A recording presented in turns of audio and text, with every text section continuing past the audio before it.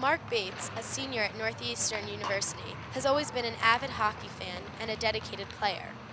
He started his first year of club competition at Northeastern University with a bang, leading his team in goals and assists and fulfilling the position as team captain. His individual performance helped the team tremendously, leading them to a 17-3-1 record in their first season. I spoke with Mark recently about his love for the sport of hockey and where it could potentially lead him in the future. When did you first start playing hockey? Uh, I started playing hockey when I was about 2 years old. And my dad says two, my mom says three.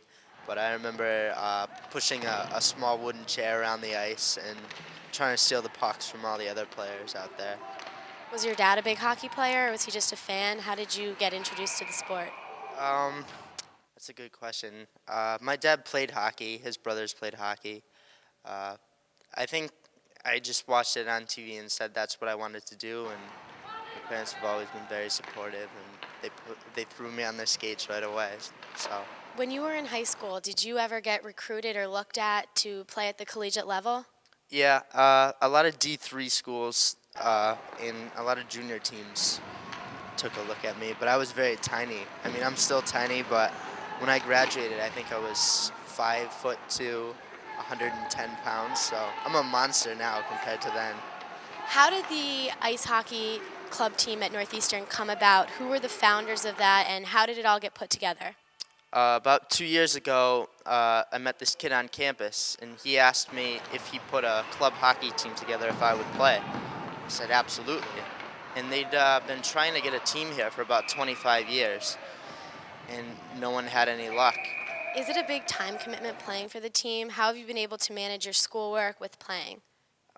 Well, I've sort of been slacking because I'm cruising out of Northeastern, but for the kids, a lot of times they can't come to practice. We have practice from 10 to midnight, and they have exams the next morning, so they can't make it. But How many days a week do you usually have practice? we usually practice 2 times a week, and there's usually 1 or 2 games on the weekend. Overall, do you think playing for the Northeastern club hockey team has bettered your experience at Northeastern University? Oh, yeah, definitely. I mean, I missed hockey so much. I didn't even realize it until I got back on the ice. So, it brought back something that was a real big part of me growing up. And then to be one of the older guys on the team and have some of the younger kids really look up to you, it brings the whole college experience full circle, too. Boston University is one of your greatest rivals. How are the games against them? So far, we've had their number. They just tied us in our last game of the year, but I think we beat them 5 times prior to that. So, it does get intense. I mean, it's not as serious as the D1 rivalry, but Northeastern BU, BC, we kind of don't all like each other for whatever reason. So, the games are always good. What has been your best moment or experience on the Northeastern club team? Is there one experience that sticks out in your mind? Oh yeah, we played the UNH JV team this year. They were supposed to be very good, and they were very good. But I had a hat trick in the game. I scored with 0 seconds left in the second period to put us up a goal, and then I got the third goal of the game in overtime with 6 seconds left to win it.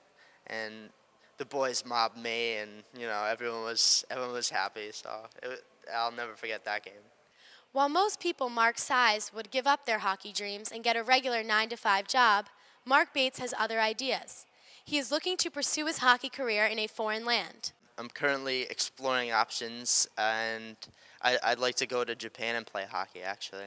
Do you think the adjustment's going to be hard going to a foreign country that you've never been to and living there? Can you speak the language or I don't speak Japanese, but I think it'll be very difficult, at least at first. I mean, I'll definitely miss everybody. I probably won't have anyone there with me, but I'm excited for the challenge. I want to explore another culture, and I think not knowing anything, not having any background information about the Japanese culture and just being totally immersed in it will be a great experience for me in the long run. is it difficult to make the team there? Have you heard about how hard it is and how the competition is over there? The competition is good. recently one of their players was sent over to play in the NHL, a goalie, something Fuji, for the Los Angeles Kings. And, you know, for someone to make the NHL from the Japanese league speaks to how well hockey's developed there. How are you going to go over and get to Japan? Is there somebody that's going to help you and support you as you go through these decisions? I hope so. I'd like to get an agent. It'd be helpful if someone could help me translate if need be. Uh, I asked a couple of my really good friends. I told them that if they could negotiate a deal for me somehow and be my agent, that they could come with me and I'd pay for them to live with me for the year. So. Do you hope to have somebody that has a little bit of experience in that field, or are you willing to just, use one of your friends, as you said? I would gladly use my friends. I trust them as much as I trust some stranger that says he knows what he's doing. So uh, it'll be interesting. We'll see how everything materializes in the next couple of months, but I'm optimistic that we'll be going somewhere.